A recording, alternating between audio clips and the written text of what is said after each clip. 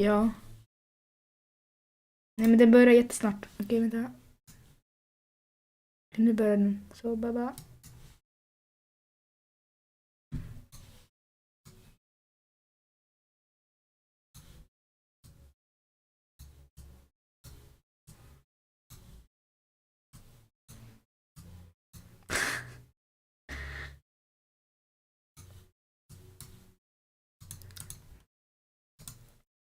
Let's read the breadwinner PDF. Novel, read the full book and each chapter here. Okay then, let's start. I mean, I'm not going to read. It's going to be the robot. I can read that letter as well as father can, Parvana whispered into the folds of her chador. Well, almost. She didn't dare say those words out loud. The man sitting beside her father would not want to hear her voice, nor would anyone else in the Kabul market. Parvana was there only to help her father walk to the market and back home again after work. She sat well back on the blanket, her head and most of her face covered by her chador. Okay.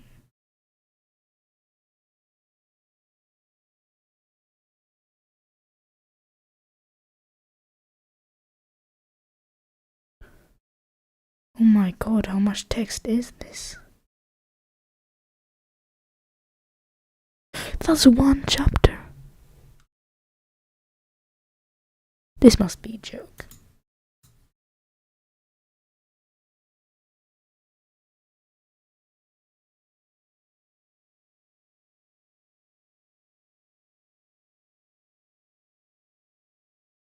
She wasn't really supposed to be outside at all. The Taliban had ordered all the girls and women in Afghanistan to stay inside their homes. They even forbade girls to go to school. Parvana had to leave her 6th grade class, and her sister Noria was not allowed to go to her high school. Their mother had been kicked out of her job as a writer for a Kabul radio station.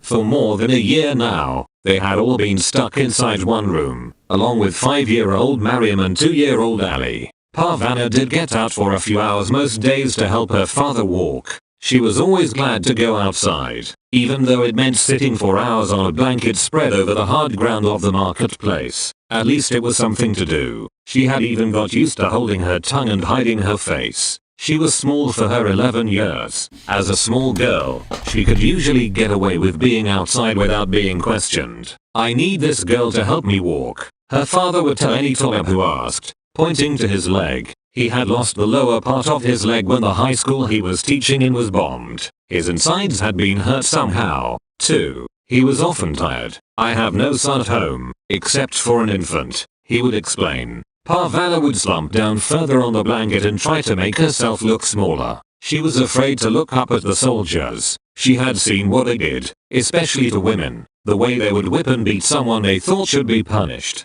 Sitting in the marketplace day after day, she had seen a lot. When the Taliban were around, what she wanted most of all was to be invisible. Now the customer asked her father to read his letter again. Read it slowly, so that I can remember it for my family. Parvana would have liked to get a letter. Mail delivery had recently started again in Afghanistan. After years of being disrupted by war, many of her friends had fled the country with their families. She thought they were in Pakistan, but she wasn't sure, so she couldn't write to them. Her own family had moved so often because of the bombing that her friends no longer knew where she was. Afghans cover the earth like stars cover the sky, her father often said.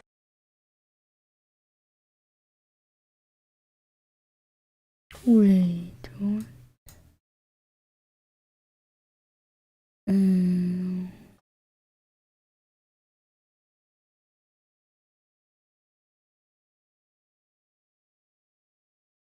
Där.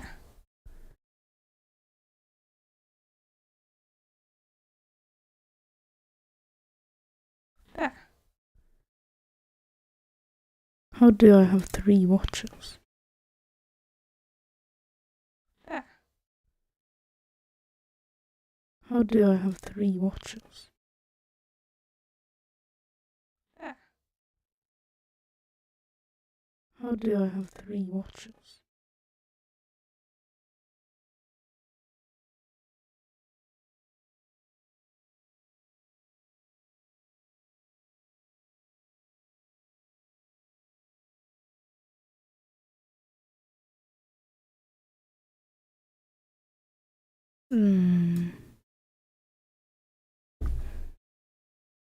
Let's continue reading. Her father finished reading the man's letter a second time. The customer thanked him and paid. I will look for you when it is time to write a reply. Then we're gonna do this, because I don't bother. Oh.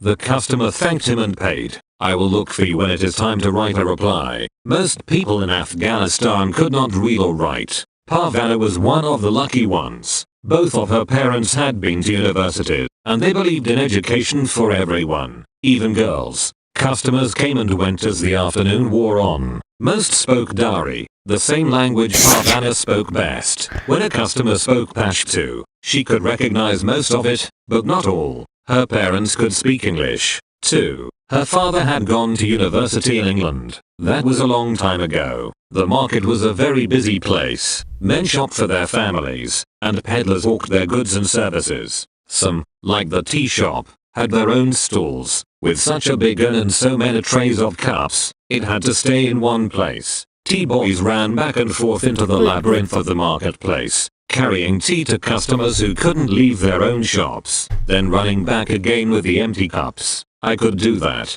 Parvana whispered. She liked to be able to run around in the market, to know its winding streets as well as she knew the four walls of her home. Her father turned to look at her. I'd rather see you running around a schoolyard. He turned around again to call out to the passing men. Anything written, anything read, Pashto and Dari, wonderful items for sale. Parvana frowned. It wasn't her fault she wasn't in school. She would rather be there, too, instead of sitting on this uncomfortable blanket, her back and bottom getting sore. She missed her friends, her blue and white school uniform, and doing new things each day. History was her favorite subject, especially Afghan history. Everybody had come to Afghanistan. The Persians came 4,000 years ago. Alexander the Great came, too, followed by the Greeks, Arabs, Turks, British, and finally the Soviets. One of the conquerors, Tamerlane from Samarkand, cut off the heads of his enemies and stacked them in huge piles, like melons at a fruit stand. All these people had come to Parvana's beautiful country to try to take it over, and the Afghans had kicked them all out again.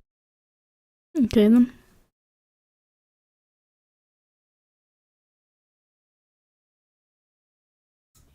Oh, fuck. Our teacher literally said that it wasn't so much text in this book, but there's literally so much text. How is this not? How is this not? But now the country was ruled by the Taliban militia. They were Afghans, and they had very definite ideas about how things should be run. When they first took over the capital city of Kabul and forbade girls to go to school, Parvana wasn't terribly unhappy. She had a test coming up in arithmetic that she hadn't prepared for, and she was in trouble for talking in class again. The teacher was going to send a note to her mother, but the Taliban took over first. What are you crying for? She had asked Noria, who couldn't stop sobbing. I think a holiday is very nice. Parvana was sure the Taliban would let them go back to school in a few days. By then her teacher would have forgotten all about sending a tattletale note to her mother. You're just stupid, Noria screamed at her. Leave me alone. One of the difficulties of living with your whole family in one room was that it was impossible to really leave anyone alone. Wherever Noria went, there was Parvana. And wherever Parvana went, there was Noria. Both of Parvana's parents had come from old respected Afghan families. With their education,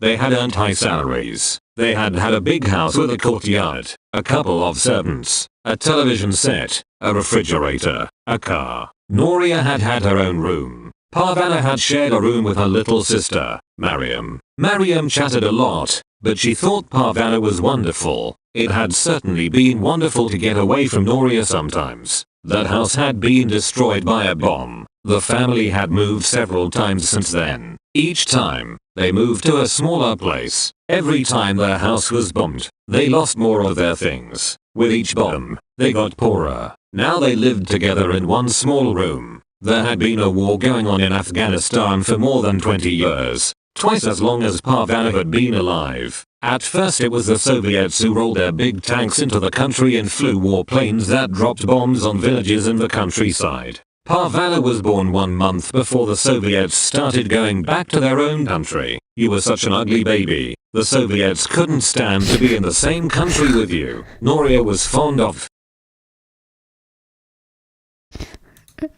What the fuck? You were such an ugly baby. I'm sorry.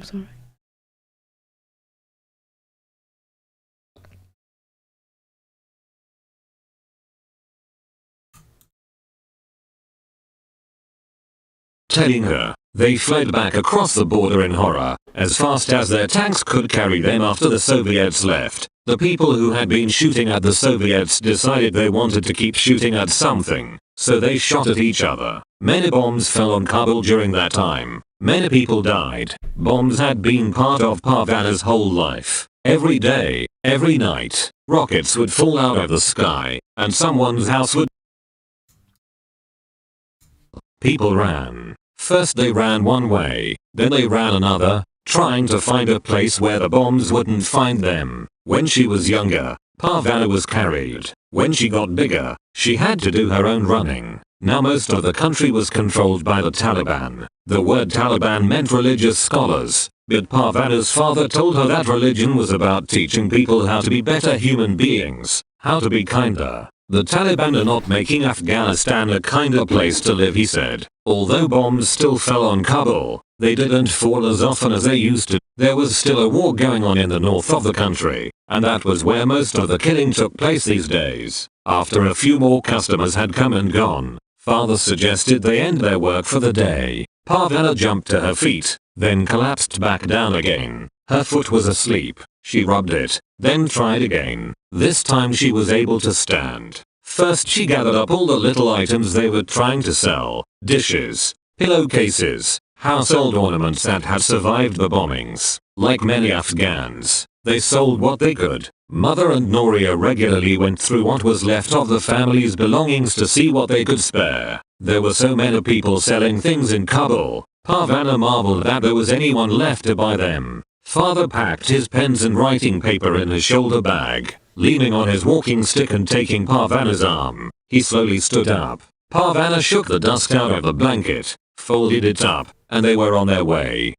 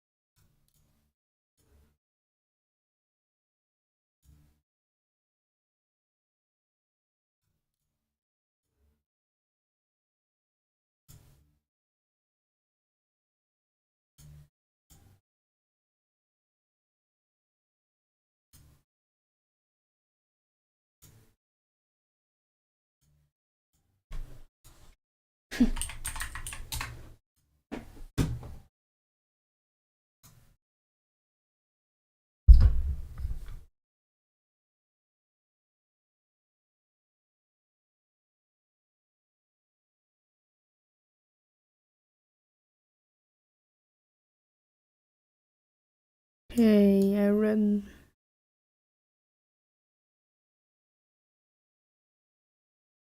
that. For short distances father could manage with just his walking stick. For longer journeys he needed Parvana to lean on. You're just the right height, he said. What will happen when I grow? Then I will grow with you. Father used to have a false leg, but he sold it. He hadn't planned to. False legs had to be specially made, and one person's false leg didn't necessarily fit another. But when a customer saw father's leg on the blanket, he ignored the other things for sale and demanded to buy the leg. He offered such a good price that father eventually relented. There were a lot of false legs for sale in the market now. Since the Taliban decreed that women must stay inside, many husbands took their wives' false legs away. You're not going anywhere, so why do you need a leg? They asked. There were bombed out buildings all over Kabul. Neighborhoods had turned from homes and businesses into bricks and dust. Kabul had once been beautiful. Noria remembered whole sidewalks, traffic lights that changed color, evening trips to restaurants and cinemas, browsing in fine shops for clothes and books. For most of Parvana's life, the city had been in ruins, and it was hard for her to imagine it another way. It hurt her to hear stories of old Kabul before the bombing. She didn't want to think about everything the bombs had taken away, including her father's health and their beautiful home. It made her angry, and since she could do nothing with her anger, it made her sad. They left the busy part of the market and turned down a side street to their building. Parvana carefully guided her father around the potholes and broken places in the road. How do women in burqas manage to walk along these streets? Parvana asked her father. How do they see where they are going? They fall down a lot, her father replied. He was right. Parvana had seen them fall.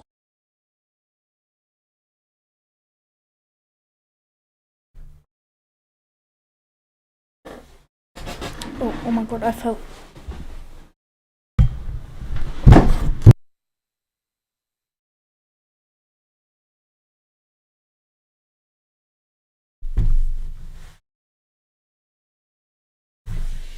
I'm sorry.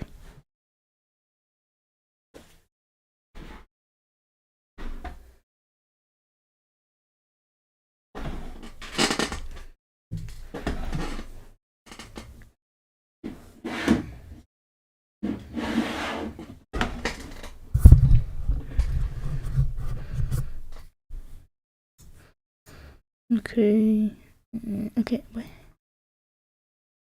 This feels like so much text. This really feels like it's...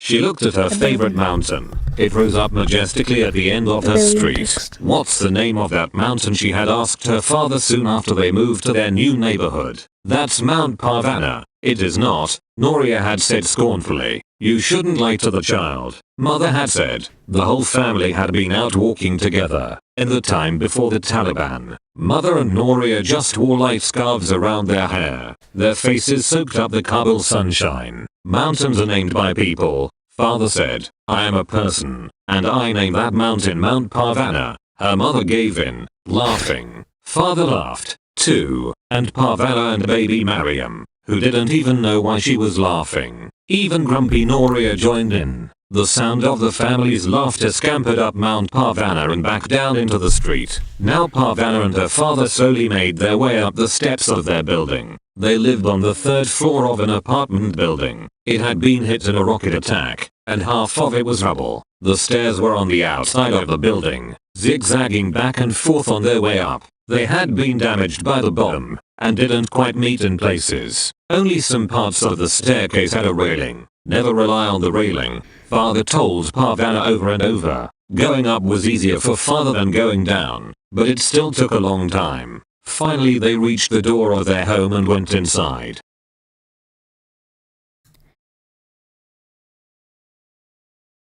2.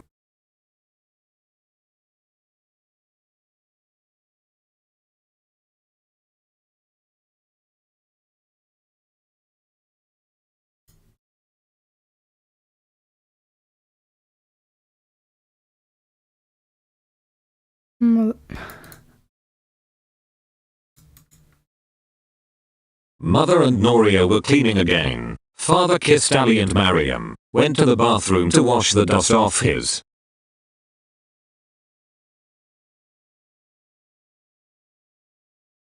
Went to the bathroom to wash the dust off his.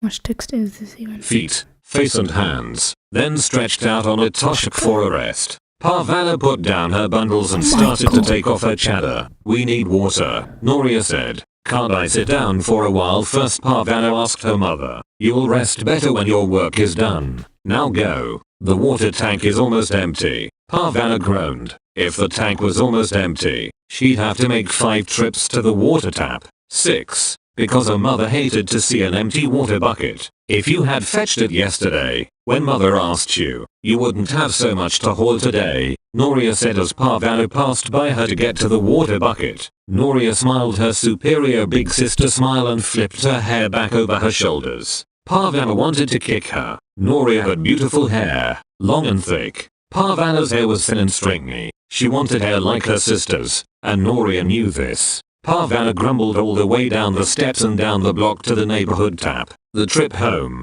with a full bucket, was worse, especially the 3 flights of stairs. Being angry at Noria gave her the energy to do it, so Parvana kept grumbling. Noria never goes for water, nor does mother. Mariam doesn't, either. She doesn't have to do anything. Parvana knew she was mumbling nonsense, but she kept it up anyway. Mariam was only 5, and she couldn't carry an empty bucket downstairs, let alone a full bucket upstairs. Mother and Noria had to wear burqas whenever they went outside, and they couldn't carry a pail of water up those uneven broken stairs if they were wearing burqas. Plus, it was dangerous for women to go outside without a man. Parvana knew she had to fetch the water because there was nobody else in the family who could do it. Sometimes this made her resentful. Sometimes it made her proud. One thing she knew, it didn't matter how she felt. Good mood or bad, the water had to be fetched, and she had to fetch it. Finally the tank was full. The water bucket was full, and Parvana could slip off her sandals, hang up her chador and... How good then?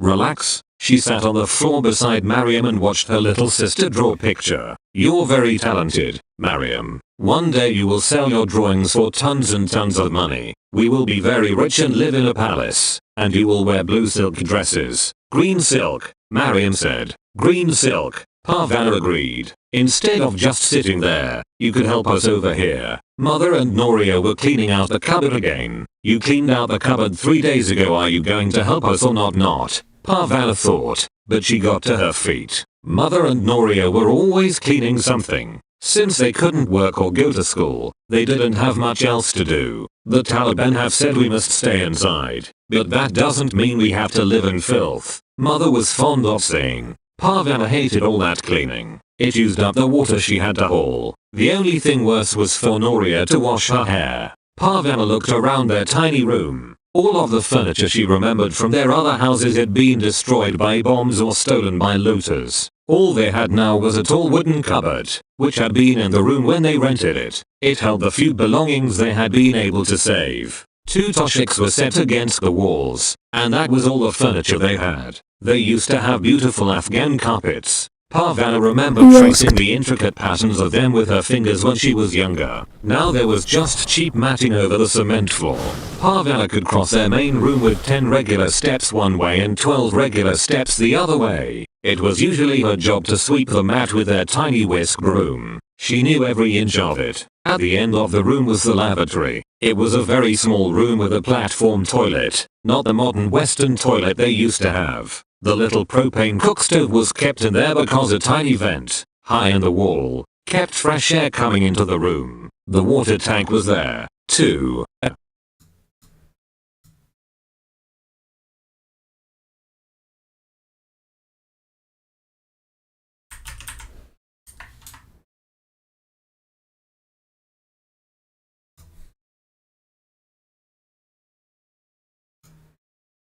Metal drum. Metal drum that held 5 pails of water, and the wash basin was next to that. Other people lived in the part of the building that was still standing. Parvana saw them as she went to fetch water or went out with her father to the marketplace. We must keep our distance, father told her. The Taliban encouraged neighbor to spy on neighbor. It is safer to keep to ourselves. It may have been safer, Parvana often thought, but it was also lonely. Maybe there was another girl her age, right close by, but she never find out. Father had his books, Mariam played with Ali, Noria had mother, but Parvana didn't have anybody. Mother and Noria had wiped down the cupboard shelves. Now they were putting things back. Here is a pile of things for your father to sell in the market. Put them by the door, Mother directed her. The vibrant red cloth caught Parvana's eye. My good Shalwakamis, we can't sell that. I decide what we're going to sell, not you. There's no longer any use for it, unless you're planning to go to parties you haven't bothered to tell me about. Parvana knew there was no point arguing. Ever since she had been forced out of her job, Mother's temper grew shorter every day. Parvana put the outfit with the other items by the door. She ran her fingers over the intricate embroidery. It had been a neat present from her aunt in Mazar-e-Sharif, a city in the north of Afghanistan. She hoped her aunt would be angry at her mother for selling it. Why don't we sell Noria's good clothes? She's not going anywhere. She'll need them when she gets married. Noria made a superior sort of face at Parvana. As an extra insult, she tossed her head to make her long hair swing. I pity whoever marries you, Parvana said. He will be getting a stuck-up snob for a wife. That's enough, Mother said.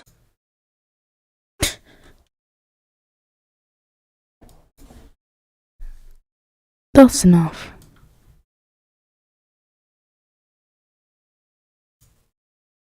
Parvana fumed. Mother always took Noria's side. Parvana hated Noria, and she'd hate her mother, too, if she wasn't her mother. Her anger melted when she saw her mother pick up the parcel of Hussein's clothes and put it away on the top shelf of the cupboard. Her mother always looked sad when she touched Hussein's clothes. Noria hadn't always been the oldest. Hussein had been the oldest child. He had been killed by a landmine when he was 14 years old. Mother and father never talked about him. To remember him was too painful. Noria had told Parvana about him during one of the rare times they were talking to each other. Hussein had laughed a lot, and was always trying to get Noria to play games with him, even though she was a girl. Don't be such a princess, he'd say. A little football will do you good sometimes. Noria said. She'd give in and play, and Hussein would always kick the ball to her in a way that she could stop it and kick it back. He used to pick you up and play with you a lot, Noria told Parvana. He actually seemed to like you.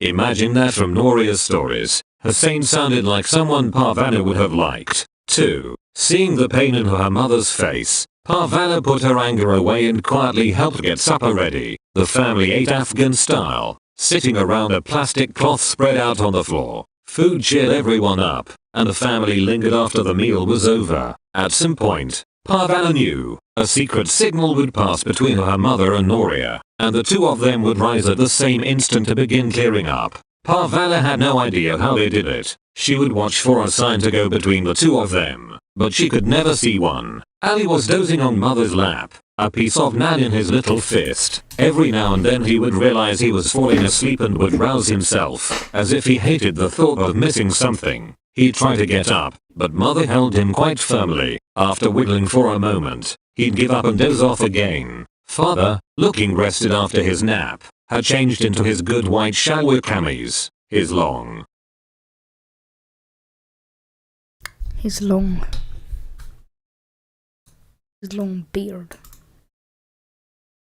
beard.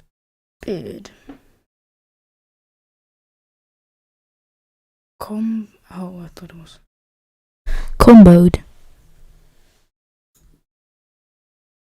Beard was neatly combed. Parvana thought he looked very handsome. When the Taliban first came and ordered all men to grow beards, Parvana had a hard time getting used to her father's face. He had never worn a beard before. Father had a hard time getting used to it, too. It itched a lot at first. Now he was telling stories from history. He had been a history teacher before his school was bombed. Parvana had grown up with his stories, which made her a very good student in history class. It was 1880, and the British were trying to take over our country. Did we want the British to take over? He asked Mariam. No, Mariam answered. We certainly did not. Everybody comes to Afghanistan to try to take over, but we Afghans kick them all out. We are the most welcoming, hospitable people on earth. A guest to us is a king. You girls remember that. When a guest comes to your house, he must have the best of everything, or she, Parvana said. Father grinned at her. Or she. We Afghans do everything we can to make our guests comfortable. But if someone comes into our home or our country and acts like our enemy, then we will defend our home. Father, get on with the story, Parvana urged. She had heard it before, many times, but she wanted to hear it again. Father grinned again. "We must teach this child some patience," he said to Mother. Parvana didn't need to look at her mother to know she was probably thinking they needed to teach her a whole lot more than that. "All right," he relented. On with the story. It was 1880. In the dusk around the city of Kandahar, the Afghans were fighting the British. It was a terrible battle. Many were dead. The British were winning, and the Afghans were ready to give up. Their spirits were low. They had no strength to keep fighting. Surrender and capture were starting to look good to them. At least they could rest and maybe save their lives. Suddenly a tiny girl, younger than Noria, burst out from one of the village houses. She ran to the front of the battle. Okay. She was just playing some Bed Wars. No.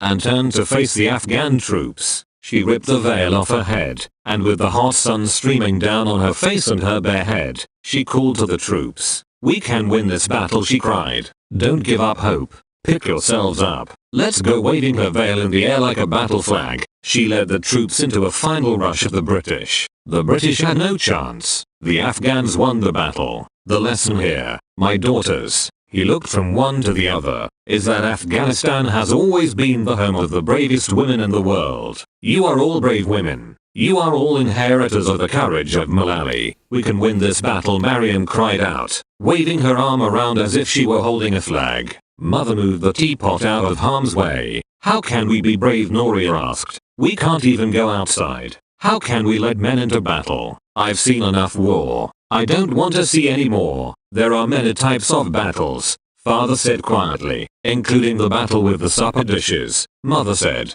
Parvana made such a face that Father started to laugh. Mariam tried to imitate it, which made Mother and Noria laugh. Ali woke up, saw everybody laughing, and he started to laugh, too. The whole family was laughing when 4 Taliban soldiers burst through the door. Ali was the first to react. The slam of the door against the wall shocked him, and he screamed. Mother leapt to her feet, and in an instant Ali and Mariam were in a corner of the room, shrieking behind her legs. Noria covered herself completely with her chador and scrunched herself into a small ball. Young women were sometimes stolen by soldiers. They were snatched from their homes, and their families never saw them again. Parvana couldn't move. She sat as if frozen at the edge of the supper cloth. The soldiers were giants, their piled high turbans making them look even taller. Even taller. How much text is this? This is ridiculous. How do we have this much text to read?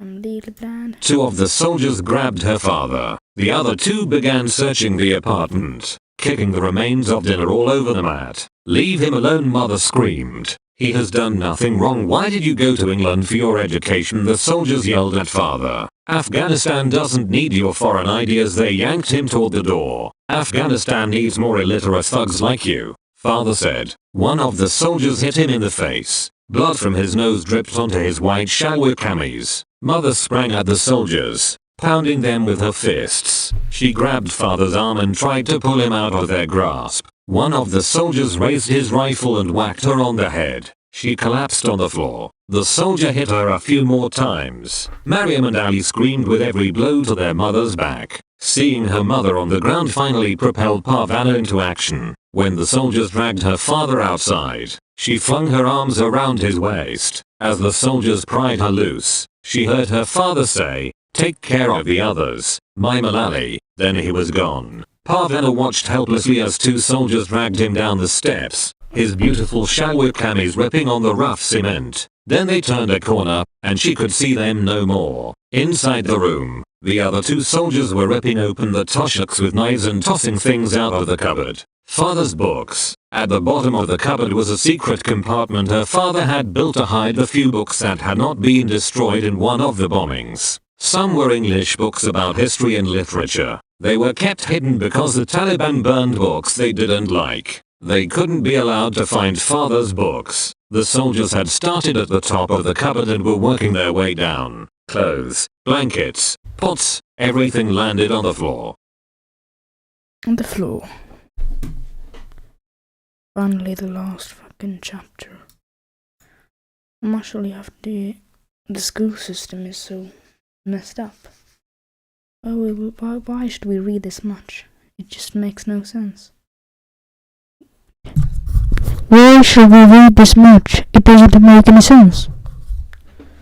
It just doesn't. Closer and closer they came to the bottom shelf, the one with the false wall. Parvana watched in horror as the soldiers bent down to yank the things out of the bottom shelf. Get out of my house, she yelled. She threw herself at the soldiers with such force that they both fell to the ground. She swung at them with her fists until she was knocked aside. She heard rather than felt the thwack of their sticks on her back. She kept her head hidden in her arms until the beating stopped and the soldiers went away. Mother got off the floor and had her hands full with Ali. Noria was still curled up in a terrified ball. It was Mariam who came over to help Parvana. At the first touch of her sister's hands, Parvana flinched, thinking it was the soldiers. Mariam kept stroking her hair until Parvana realized who it was. She sat up, aching all over. She and Mariam clung to each other, trembling. She had no idea how long the family stayed like that. They remained in their spots long after Ali stopped screaming and collapsed into sleep. That's it. Now we're gonna have to...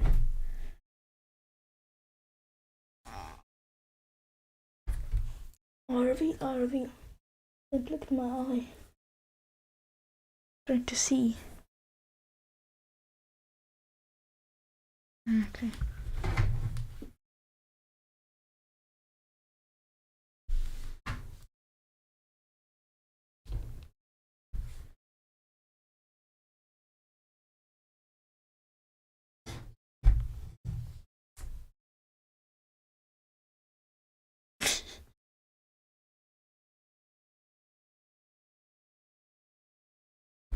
Mr. Brown face review.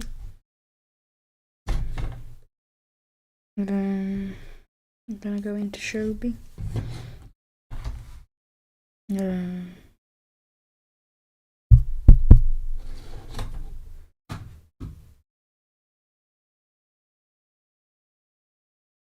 Hello? What was my...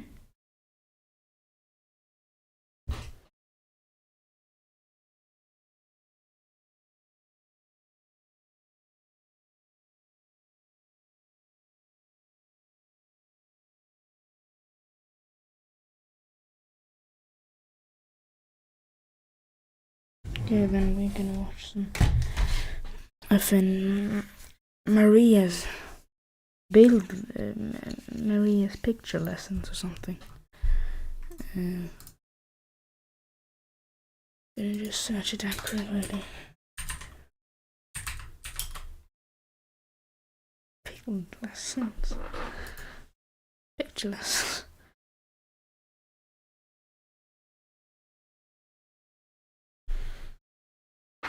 Here, let's watch some shit. Ugh, I don't want to watch this shit. This is so cringe. Om du har lust. Oh my god, I don't want to watch this. What's this link? Is it up?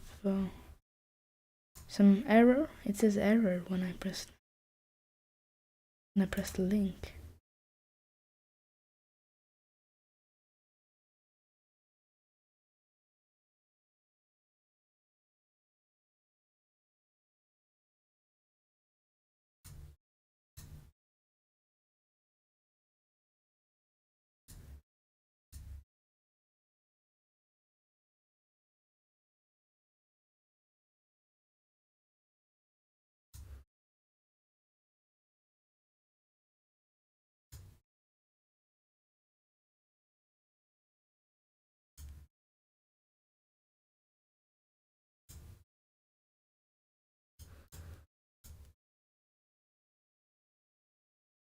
What's this link you sent?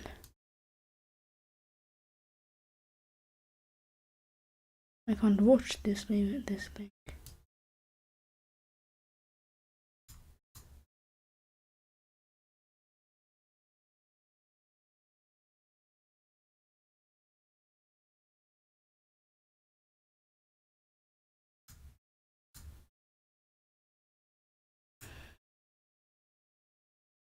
Wait, if we just quickly enter that. Oh, I need to sign in. Okay, no. Just watch this shit. This is so cringe, but okay. I'm doing it for the content. I'm doing it for the serier så kan du egentligen bara ta vilken penna och vilket papper som helst och sätta igång. Men det kan vara kul att känna sig lite proffsig. Då kan man göra så här. Man kan ha en blyertspenna så att man kan skissa innan om man känner sig lite osäker. Och ett suddgum som man sen kan sudda bort skisserna så att de inte syns. What is this? 3 olika typer av pennor. Det finns olika tjocklekar på pennor. Det finns en...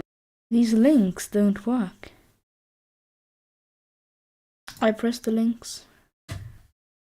But nothing happens. What is these links? Oh no, there. Copy link. Can enter it here. We just... No. No, there.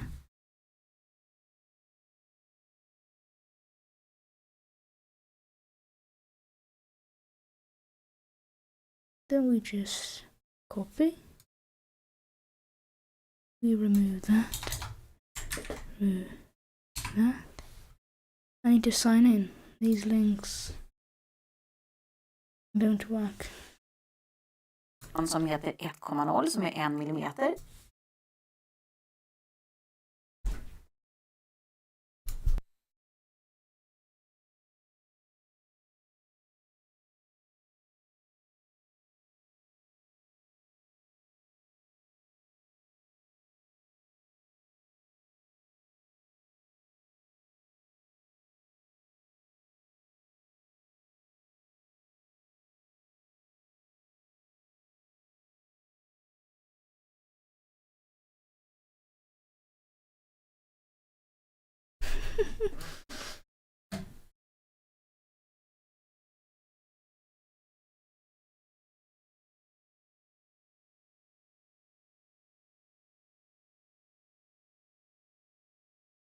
Yes, gone.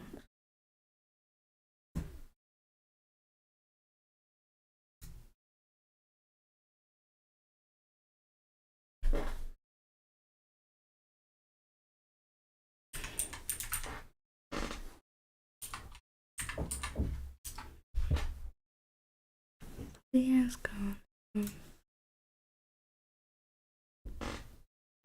By the way, if you're wondering why I'm not signed in, so that's why I can't subscribe. Carlson. Okay, I can't. Tobias Carlson. Tobias Carlson. Tobias Carlson. Let's watch this shit now. Det blir en ganska tjock och bra grej utav det. 0,5 mitt emellan, 0,1 om du ska göra små detaljer som ögonfransar och sånt. Och en linjal är bra att ha om du vill göra riktigt raka snygga rutor. Men det kanske du inte vill. Struntar i linjalen. Men nu ska vi se här när man ska skissa. Då kan man till exempel göra så här.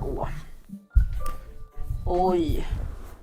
Hoppas det här blir bra.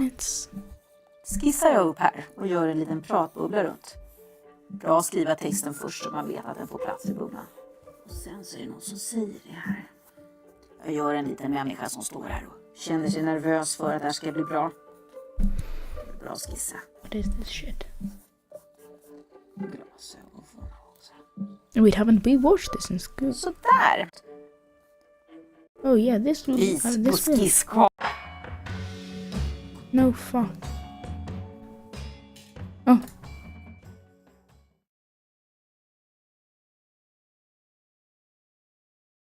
Let's go. Let's fucking go. I'm whitelisted.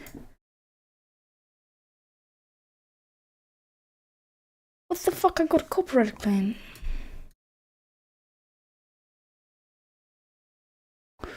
I'm copyright.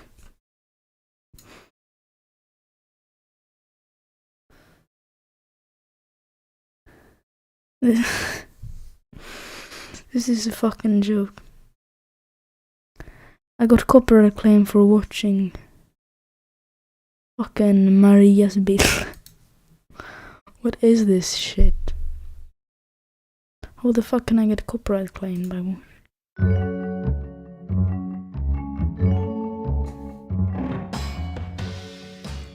Nu ska vi prata om världens bästa uppfinning. Det är Uggla, så. hur bra kan någonting bli? Du kan rita en liten figur på ditt papper och så kan den prata.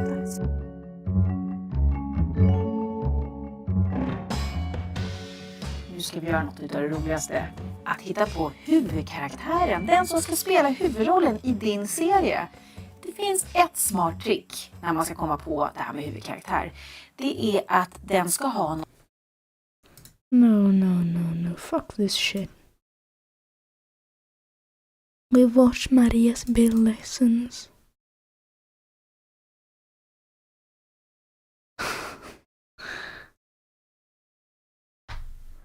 Let's go. I'm fucking member of the fucking UESMP. Let's go.